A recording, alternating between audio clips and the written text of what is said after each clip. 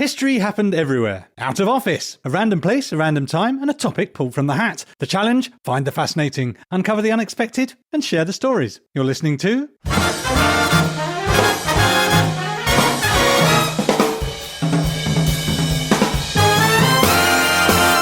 History happened everywhere.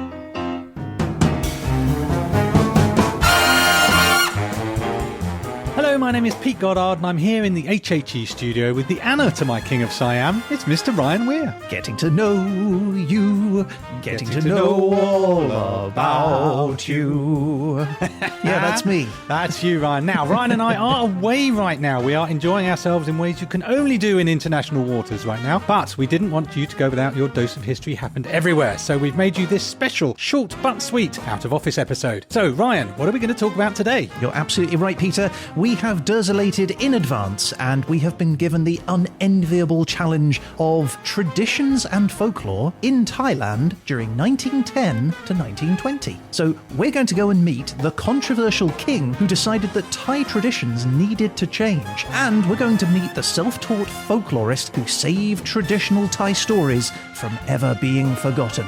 Welcome to the land of the free, the land of smiles. Welcome to Thailand.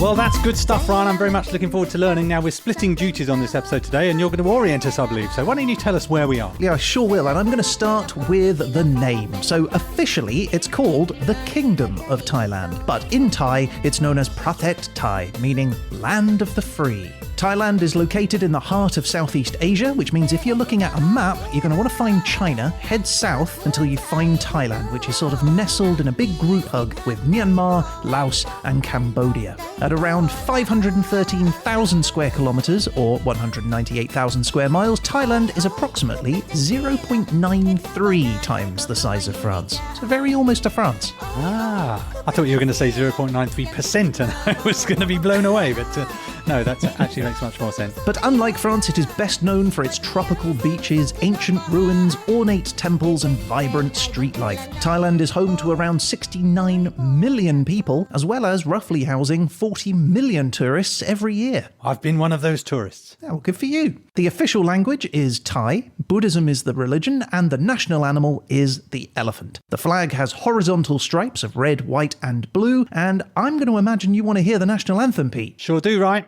Okay, it sounds a little something like this.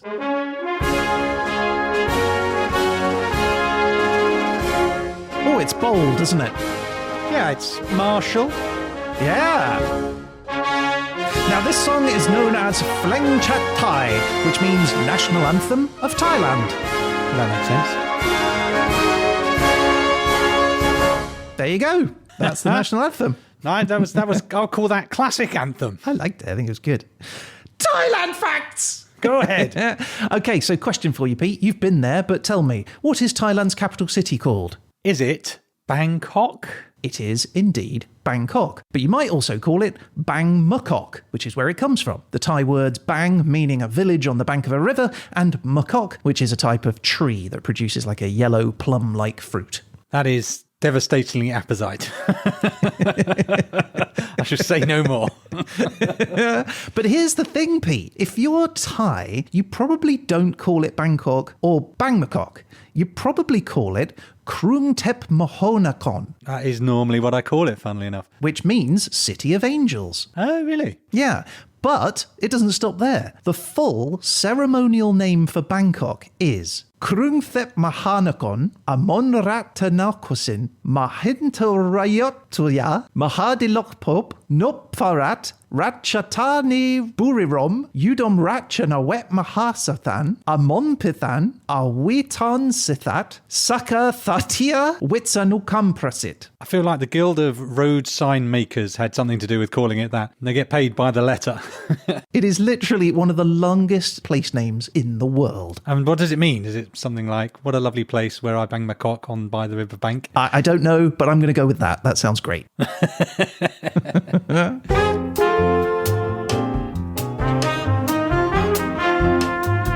All right, Peter, there you go. We now know the long name for Bangkok. Now tell me some history. Well, I'll tell you the long history of Bangkok. How about that? That'd be great. We start with someone I can only describe as even earlier man. In a place called Lampang, northern Thailand, some fossils of Homo erectus, known as Lampang man, date back somewhere between 1 million and 500,000 years ago. Super early man. That is the earliest man I can think of, really, to be honest with you. I think Homo erectus is one of the earliest man-like creatures there was. Wow, that's amazing. Did they catch the worm? It was the pre-evolutionary worm, yes. Right, so let's fast forward to the Bronze Age. A place called Ban Chang in northeast Thailand was a centre of copper and bronze production around 2,000 years BCE. After that, probably the earliest kingdoms we can really identify are the Buddhist Mon kingdom and the Hindu-Buddhist Khmer kingdoms. These are covering the region rather than specifically Thailand, as normally happens. But then gradually a group of people migrate into the area from southwest China, and these people are called Thai people. That's T-A-I, normally spelt. Oh, really? Okay. They come from China. Yeah, southwest China, they think. So in 1238, the Sukhothai kingdom was formed. This was an independent Thai state, kind of in the central Thailand area, which is arguably the beginnings of a recognisable Thailand, I suppose you could say. So in southwest Thailand, the Ayutthaya kingdom developed. This is often considered the precursor of modern Thailand. And they did pretty well for about 500 years, up to 1767, when they had about 200 years of war with the Burmese, and the Burmese finally beat them in 1767, which was the end of the Ayutthaya kingdom. Oh, wow. But they bounced back really quickly. The fragmented bits of the area were pulled together into a new state known as Siam, and that was put together by a leader called Thaksin. Thaksin was doing a lovely job until apparently he went a little bit mad and there was a coup. Thaksin was overthrown and executed by a new man who took the helm in 1782. And this chap was called Rama the first king of the Chakri dynasty. Now, the Chakri dynasty are still on the throne today. No way. Wow. Okay. That's kind of cool. Yeah, so the sequels were Rama II, Rama III, the new kings, then Rama IV and Rama V. They oversaw a period of fraternising with Europe and modernisation, although obviously not so modern to let anyone not called Rama have a go. Rama IV was actually the king from Anna and the King of Siam, aka the King and I, and Rama V was the child to whom Anna was the governess. No way. Okay, that's kind of cool. So, although during this period what Thailand did was very much friendly with the West, open to contact, open to modernisation, that's arguably one of the reasons they were never actually colonised by a European state. Although another of the reasons was it acted as a buffer between areas that were controlled by the French and the British. So they were kind of, I think both sides were happy to keep it reasonably neutral. In 1910, a new king came to the throne. Would you like to have a guess as to the name of that king? Yeah, I think I know the name of this king. Is it King Rama VI? It certainly is, Ryan. Now, in 1932, though, there was a Siamese revolution, which was a bloodless coup that saw the country transition from an absolute kingdom to a constitutional monarchy, but really it was a military dictatorship. So partly to emphasise this change, in 1939, they changed the name from Siam to Thailand as we know it today. Is that when it happened? Okay. Yeah, exactly. So the constitutional period has seen a number of coups. There were military governments. It's not the constitutional democracy you might have hoped for. It's lots of ups and downs. In 1973, there was a student uprising that was intended to advance democracy in the nation, but that again led to more ups and downs. And the country is currently on, I think it's 20th version of the constitution since 1932. So things are a little bit wobbly and have been for quite a long time. Wow, that's a lot of change. It is very much an all-change kind of affair. So today, freedomhouse.org says, quote, following 5 years of military dictatorship, Thailand transitioned to a military-dominated, semi-elected government in 2019. And they score it 5 out of 40 for political rights and 24 out of 60 for civil liberties. So a bit of a mixed bag of a country in terms of freedom and democracy, but who knows what the future holds. Although I am willing to bet a good amount of money on another new constitution and a king called Rama. Yeah, that's amazing. How about that? Boom, history laid upon you. I love it. It's good stuff, isn't it?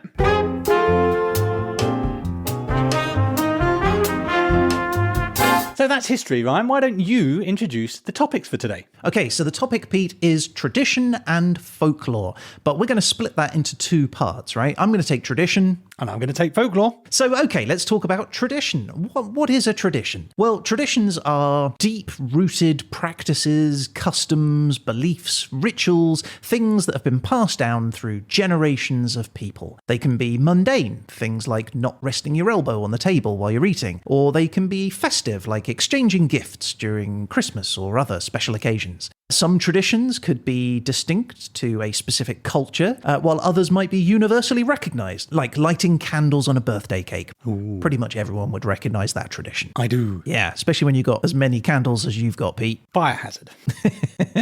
And so, by the dawn of the 20th century, Thailand is brimming with such customs, traditions steeped in a rich history which spans back thousands of years. There are practices like the Ghost Festival of Loei Province, which is a vibrant celebration which honours the departed. Locals get dressed up in ghost masks and costumes and they parade around. That sounds like fun. Yeah, it does sound like fun. Yeah, it's spooky. Another was Sak Yant. Now, this is the intricate art of tattooing, a specific type of tattooing to Thailand, which is believed to bestow you protection and good fortune. I'd like both protection and good fortune, please, Ryan. Yeah. Start inking immediately. Give me your arm and I will start inking you straight away.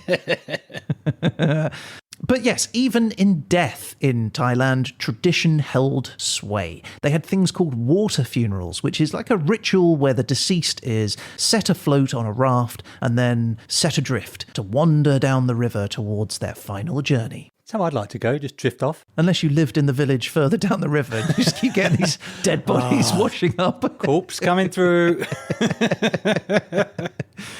But look, this plethora of Thailand traditions faced a significant challenge in the 1910s, spearheaded by one pivotal figure, a newly enthroned king called, can you guess? Is it Rama? It is Rama the Sixth. So Rama the Sixth introduced a series of progressive reforms and policies pretty much immediately after he took the throne, and it propelled the nation into a wave of westernization. And as a result, many of the entrenched cultural, educational, and social traditions started to vanish. So who was King Rama VI, Pete? Who was this guy? Well, he had a name, and his name was Wajiraward, and he was born on January 1st, 1881. Now, this was a future king who had an upbringing in Western education. He was sent to England to study law and history at the University of Oxford, and after which he travelled extensively throughout Europe and Japan and the United States.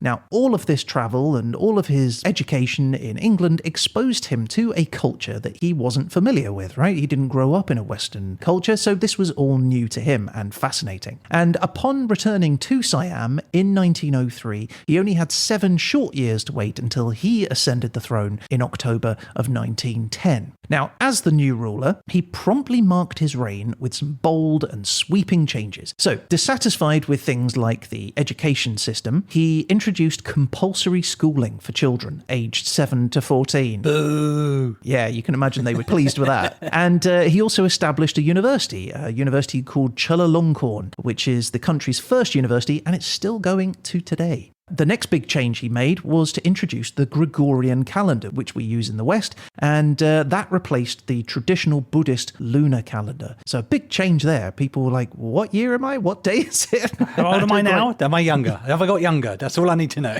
Yeah, healthcare he changed. He challenged the heavy reliance on traditional medicine, all the herbs and things that people were using, implementing, in quotes, conventional or Western medicine. He commissioned Western-style hospitals. He mandated a universal smallpox vaccination, and he laid the foundation for the Thai Red Cross. But societal norms weren't spared either. He continued on from there. He legally prohibited polygamy, so no more marrying lots of people, and endorsed monogamy instead. What a spoil sport. School and no more polygamy. He also mandated the adoption of surnames. This was a move away from where they had been, which is to give a child only a forename. So you'd have just been Pete. That's pretty rich coming from the guy who was called Rama like everyone before him. Surely more first names would have done the job. Yeah, I'm surprised he didn't make sure that everybody had a number as their surname.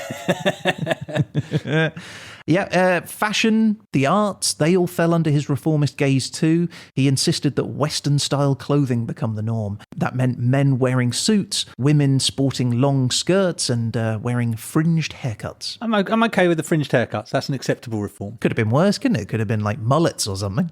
Mullets for all. But his cultural influence permeated everything, including Thai literature and theatre. And he did this by penning 50 original original plays under various pseudonyms. Yeah, you'd read the reviews and go, the King's play is excellent. And a little bit of you would be like, did you really think that?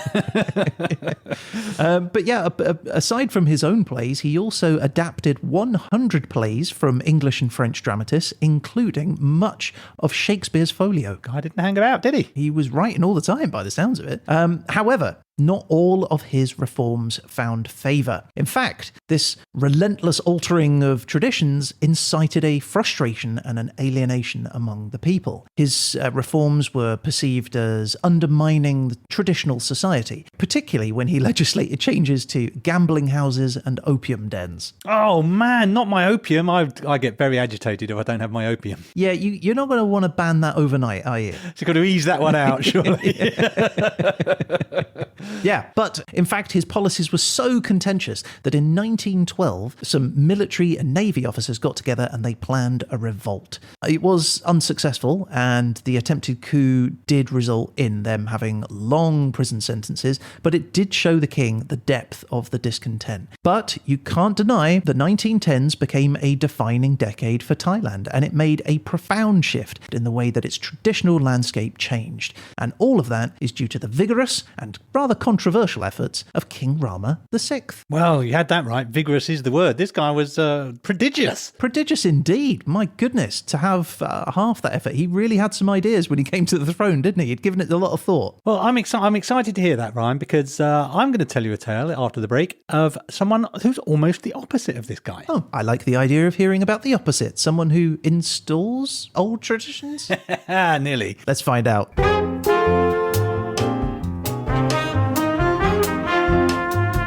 All right, Peter, so we are on to folklore. What is a folklore? Is it a law written for folk? No, it's Lore, not Law for starters. And a dictionary definition will tell you something like the traditional stories, beliefs and customs of a group of people. So it covers a lot of ground, really. Traditions and folklore are very intimately linked. Folklore, I would say, is the kind of the stories that make traditions what they are, I think, because the tradition might be to put candles on a cake, but the folklore is kind of the stories of why we do that. Blowing out of the candles brings you luck, or whatever it might be. So for me, I think folklore is really about the stories that are the communal self-knowledge and self-description. A little bit of history, a little bit of myth, a little bit of tradition, a little bit of superstition, if you will, but all brought together for me under the title of stories. Is there a difference between folklore and folk tales? I think folk tales are specifically stories, whereas folklore covers a wider remit. So it might be folklore that this amulet will protect you, the lore being the story about the amulet, the tradition being the wearing of the amulet, but a folk tale would generally be a story with a beginning, middle and end, I think. That's very clear. Thank you, Peter. So, regarding folklore, the chap I'm going to talk to you about, who, as I say, is kind of the opposite of your reforming king. He was born in 1888 on December the 14th, and he was called Yong Satyan Koset.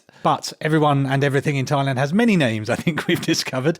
He also has a noble title, which is Pyar Anuman Rajadon. He also has a pen name, Satirakosis. Call him anyone you like. And sounds like a dinosaur. The Rajadon. Yes, well, he graduated college. He was a very smart chap in 1905. He went to work in the Department of Customs, where he became the Deputy Director General in 1922, which was all well and good. But what he was really notable for was he was a very keen, self-taught academic. He was a linguist, he was an anthropologist, and he was an ethnographer. And the reason I say he is the opposite to your reforming king is because he used his skills to study and document the traditional beliefs and folklore of the Thai people. So he was preserving all those things that arguably the king was trying to move away from. I love it. Okay, great. So in reality, practically speaking, he was probably the first person to actually document folk beliefs in Thailand. And under this pen name he had, Setirakosis, he wrote a bunch of books, including one called Ritual in Old Siam and one called Essays on Thai Folklore Life, which was quite convenient for me researching Thai folklore. So I found essays on Thai folklore online, and I thought, well, we can talk about something in the podcast. And in the book, I found the following quote. The problem I had was this was published way after the 1910s. But within the book, Essays on Thai Folklore, it told me, in 1914, the former Royal Institute, which is now the Fine Arts Department, appointed a committee of experts to select the best works of Thai literature from each of the various styles of composition in the Thai language. So basically, smack bang in our period, 1914, some examples examples of typical and notable Thai literature were selected. And I'm going to tell you one of them. Yeah, I love stories. Okay, this is the story of Phra Lo, or King Lo. I've seen it spelled L-A-W and L-O, so some Lo kind of pronunciation. Okay. So Phra Lo, I'm going to call him Phra Lo, and I'm going to tell it as it's largely recounted in the book Essays on Thai Folklore, but I've supplemented it with, it's a work of literature. It's documented from like the 1600s, I think it is. It's a book, but it's a book that came from stories before that, so it definitely qualifies under the folklore heading. Great. So, he says, Phra Lo is a romantic story dealing with the king of a small country in the north of Thailand. He was young and very handsome.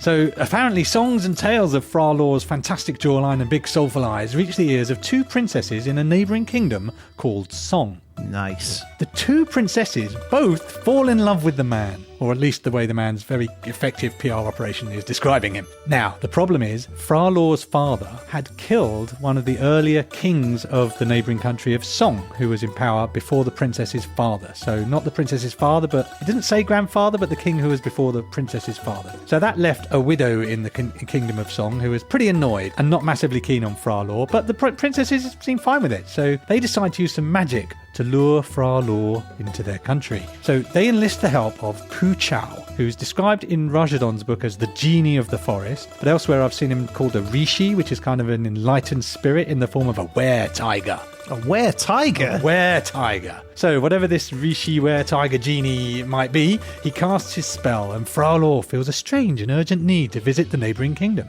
Now, Rajadon doesn't mention this, but in some of the other tellings I saw, it does. There's kind of a magical battle because Phra Lo's mother enlists her own magical forces to defend him against this alluring spell. But in the end, Phra Lo makes his journey he cannot resist, in part, according to Rajadon, because he was, quote, lured by a magic cock.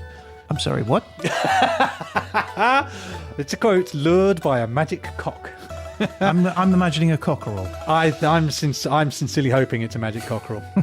So, eventually Phra Lo finds himself and two of his assistants or associates, friends, companions in the neighbouring country. Quote, Phra Lo and the two princesses met and made love clandestinely in the garden. Yeah, boy. Yeah, Rajadon adds, the two faithful attendants also met their loves in the persons of the two trusted maids of the princesses. So that is one sexy park. Everyone's having a go.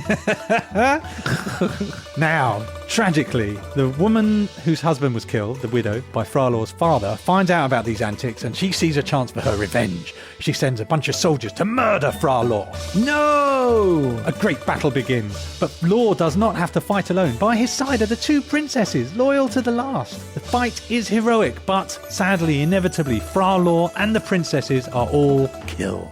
No way, everyone's murdered. As are the loyal servants. It's like the Red Wedding and Game of Thrones. It certainly is, because revenge was not sweet for the widow either. The princess's father, the king of Song, discovers the tragedy and he is enraged. Rajadon kind of skips over this, but again in the other versions I've seen, he captures and flays and executes the widow, so she dies as well. Flaying is not great, is That's it? pretty grim. This is really Game of Thronesy. So, Phra Lo and the princesses and their loyal servants were cremated with full royal honours, kind of a sorry for murdering you, I guess. The envoy is sent to Phra Lo's kingdom to say, ooh, sorry about murdering your boy, to offer reconciliation with Lo's mother, who she does consider revenge, but she accepts this. She sends envoys and gifts as a gesture of reconciliation.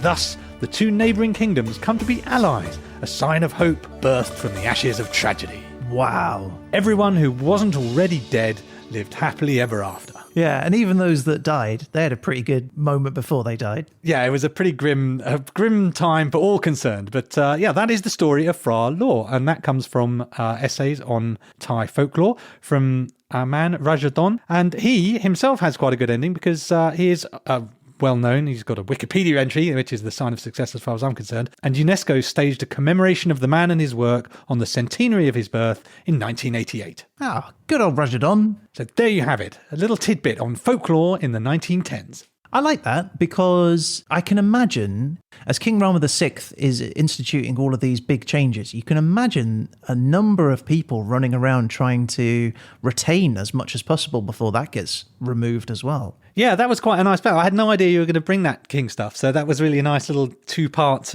perspective on the country during the 1910s. Hey, teamwork. Yay! Accidental teamwork, albeit.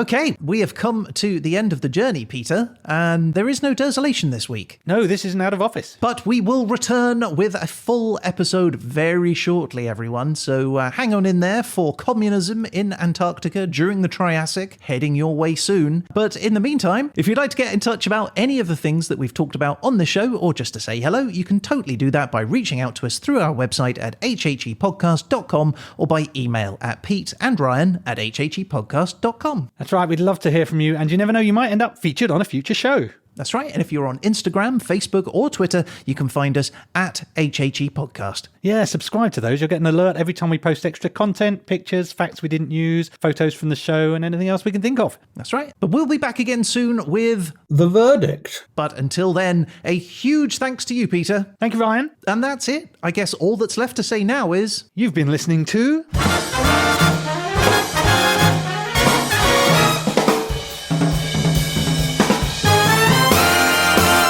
History happened everywhere.